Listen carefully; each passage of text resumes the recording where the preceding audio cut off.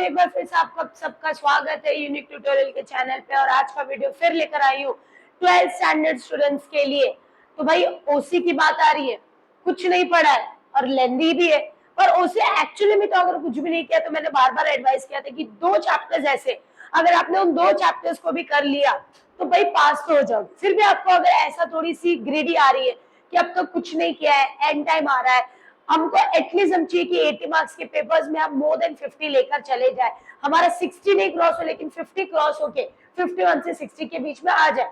तो आज की वीडियो में लेकर आई आप लोग के लिए इंपॉर्टेंट क्वेश्चन चैप्टर। देखो टाइम पास करके तो मतलब है नहीं, ऑलरेडी आज का डेट हो चुका है 26 जनवरी, रिपब्लिक डे है, जहां हर जगह अपनी जगह एंजॉय कर रहे हो, पर तुम्हारे लिए टाइम कम बचा है क्योंकि मुश्किल से 15 डेज से भी कम डेज में आपके बोर्ड एग्जाम स्टार्ट होने वाले और आपके पास इतना टाइम नहीं है। तो आपको बहुत कम टाइम में बहुत सी चीजें करनी है। तो अगर एंड टाइम पे आप अगर मुझसे पूछोगे कि मिस ऐसे इंपॉर्टेंट क्वेश्चंस क्या है जो करके एटलीस्ट हम क्लियर हो जाए, हमारे ऊपर कोई प्रॉब्लम नहीं है, तो आज का वीडियो वही लेकर आई हूँ कि कुछ नहीं पढ़ा तो एटलीस्ट इतना पढ़ लो कि कम से कम 12th पास हो जाओ। और पास क्या, उससे थोड़ा ज्यादा ही ला दोगे, ये तो करना। बट अगर 50 प्लस चाहिए तो वो 2 चैप्टर्स और उसके अलावा जो मैं बोल रही हूँ वो भी करना, मतलब chapter number 4 and chapter number 8 पूरा कर लेना। उसके अलावा और कौन से चैप्टर्स में आपको इंपॉर्टेंट क्वेश्चंस करने हैं वो मैं स्टार्ट करती हूँ। सो कुछ नहीं किया, एटलीस्ट ये कर लेना। तो नेक्स्ट अगर हम देखते हैं, सबसे पहले सेकेंड चैप्टर के अंदर देखिए इंपॉर्टेंट चैप्टर क्वेश्चंस कौन कौन से। हर चैप्टर के मीनिंग और डेफिनेशंस मैं नहीं बोलूंगी, मीनिंग और डेफिनेशन आपको हर चैप्टर में करना ही है। जो चैप्टर आप नहीं भी पढ़ रहे हो उसके मीनिंग और डेफिनेशंस कर लो, क्योंकि आपको जब how to write the answers मैंने बताया था कि जब आप थ्योरीज के अंदर आंसर्स लिखोगे तो मीनिंग डेफिनेशन, मतलब आपका इंट्रोडक्शन एंड डेफिनेशन, मीनिंग वाला पार्ट जाएगा आपके इंट्रोडक्शन में and definition according to proper double inverted comma, ये सारी चीज पर तो ये तो सब आपको कर रही है। उसके अलावा इस चैप्टर के अंदर अगर आप एक्चुअली देखते हो तो थियोरीज ऑफ मैनेजमेंट इतना इंपॉर्टेंट पार्ट नहीं है। उसके अलावा जितने भी पार्ट्स है, इसके अलावा इसमें टेक्निक ऑफ साइंटिफिक मैनेजमेंट, मतलब इसमें आपको नेचर्स, सिग्निफिकेंस, हेनरी फ्यूल मतलब 14 प्रिंसिपल्स ऑफ मैनेजमेंट वाला जो है, फ्रेडरिक विंसल टेलॉस का जो है, और उसके साथ उनका टेक्निक ऑफ साइंटिफिक मैनेजमेंट वाला जो पार्ट है ये आपको करना है फर्स्ट चैप्टर में। फटाफट अपना टेक्स्ट बुक ओपन करके बैठो, खाली मोबाइल देखते हुए चलाते रहोगे, इधर ध्यान दो, खाली सुनो मत कि इधर इधर ध्यान चल रहा है। मोबाइल लेके बैठे हो तो सिर्फ इस पे ध्यान देना है आपको, और टेक्स्ट बुक के साथ लेकर बैठना है, जैसे जैसे बताती जा रही हूँ टिक मार्क करते जाओ। चैप्टर नंबर 1 में फर्स्ट में क्या करना है, meaning and definition, natures, significance, Henry Fayol मतलब 14 principles of management, Frederick and techniques of scientific management. Next, अब उसके बाद आता है चैप्टर नंबर 2। चैप्टर नंबर 2 में अगर कुछ नहीं पढ़ा है और एंड टाइम पे पढ़ते हो तो मैं ये सजेस्ट करती हूँ इन सारों का एक साथ आपके पीछे वाले पेज पे डिफरेंस बिटवीन दिया हुआ है, एक कंपैरेटिव स्टडीज की तरह दिया हुआ है, वो पूरा का पूरा पढ़ लो। अगर वो पढ़ लिया तो इससे रिलेटेड कोई भी क्वेश्चन आता है आप इजीली अटेम्प्ट कर लोगे। तो इस पूरे चैप्टर्स को करना है तो उसकी कंपैरेटिव स्टडीज वाला जो पार्ट है उसको पढ़ो, और उसके अलावा जो डिफरेंस बिटवीन है, मतलब आपका ये जो पार्ट है उसको इसमें ध्यान से देख लो, फटाफट उसमें शॉर्ट में नोट्स की तरह दिया हुआ है वहां पे हो जाएगा, और आपका जो डिफरेंस बिटवीन का पार्ट है वो देख लो।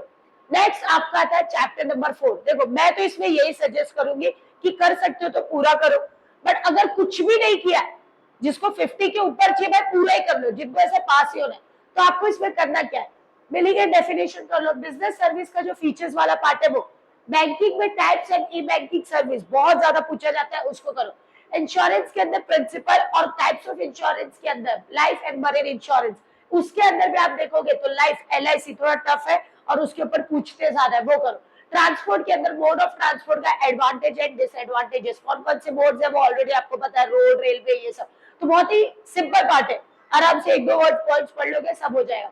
वेयर हाउसिंग के अंदर मीनिंग्स और फीचर्स करना है, वेयर हाउस का पार्ट ऑलमोस्ट आपको पूरा करना है, ये जो पार्ट है पूरा करके लो, इंपॉर्टेंट पार्ट है। कम्युनिकेशंस के पार्ट के अंदर टाइप्स ऑफ कम्युनिकेशंस का जो पार्ट है उसके एक ओवर गो थ्रू करके चलो, इतना इंपॉर्टेंट वो पार्ट नहीं है। और लास्ट में क्या करना है आपको, लास्ट में इसका अगेन जो कंपैरेटिव स्टडी और डिस्टिंग्विश है वो पढ़ के लो।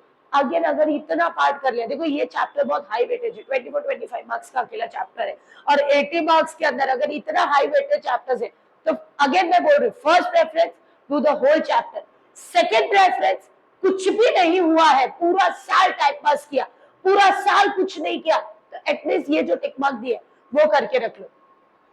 और हर चैप्टर्स का मैं बोल रही हूँ कंपैरेटिव स्टडीज और डिस्टिंग्विश का जो पार्ट है वो जरूर करके लो। चैप्टर नंबर 4 के अंदर सबसे इंपॉर्टेंट आपका बीपीओ, केपीओ और एलपीओ, ये तीनों सबसे इंपॉर्टेंट पार्ट है। पहले आप इसको पढ़कर लेना है, उसके बाद मीनिंग कॉन्सेप्ट, वापस से जो इसके all distinguish and comparative studies का पार्ट है। कंपैरेटिव स्टडीज जो रहता है हर चैप्टर का हाफ एन आवर 1 घंटा लेकर बैठो, आराम से एक चैप्टर का हो जाएगा। कंपैरेटिव स्टडीज पढ़ने से क्या होता है कि पूरा चैप्टर आपको, आपने ये टारगेट रखा है कि 80 में से मुझे 35-40 ही लाना है, तो कंपैरेटिव स्टडीज वाला पार्ट अगर आप पढ़ते हो तो पूरे चैप्टर के शॉर्ट समरी में दिया रहता है और बहुत इजीली आप एज अ शॉर्ट समरी उसको आप लिख सकते हो। मतलब आप आंसर स्किप नहीं करके आओगे, आप एटलीस्ट आंसर अटेम्प्ट कर आराम से आ जाओगे। नेक्स्ट आपको देखना है चैप्टर नंबर 7। चैप्टर नंबर 7 के अंदर ये चैप्टर में भी ऑलमोस्ट आप देखोगे सब कुछ ही इंपॉर्टेंस जा रहा है। मतलब आपके meaning, importance, rights of consumer, responsibility, waste, consumer, जो role of CEO consumer organization NGO है, ये इतना इंपॉर्टेंट नहीं है, ये बार बार ज्यादा पूछा नहीं जाता है। अगेन से मैं बोलूंगी कंपैरेटिव स्टडीज एंड डिस्टिंग्विश। तो चैप्टर नंबर 7 में 7.8 छोड़ के बाकी का जो भी पार्ट है उसको ध्यान से करके लो। एंड नेक्स्ट पार्ट जो आता है last chapter, again very important, full करना है। फुल कुछ नहीं किया है अभी तक, बहुत बहुत कम। अभी तो मिस पूरा दे दिया, तो भाई अगर इतना भी नहीं पढ़ सकते तो 12 का एग्जाम ही मत दे बेटा, तू आराम से घर पे बैठ, एंजॉय कर, चिल मार। इतना तो एंड टाइम के लिए आपको कम से कम दिया है, और इससे भी कम करना है तो जो भी मैंने टिक मार्क दिया है, वापस मैं बोल रही हूँ, इन सबके जो आपके कंपैरेटिव स्टडी वाला जो पार्ट है उसको पढ़ के ले लो, ताकि अगर आप ओन वर्ड्स में लिखने के कैपेबल हो तो कॉन्सेप्ट समझ में आ गया तो भी आप लिख सकते हो।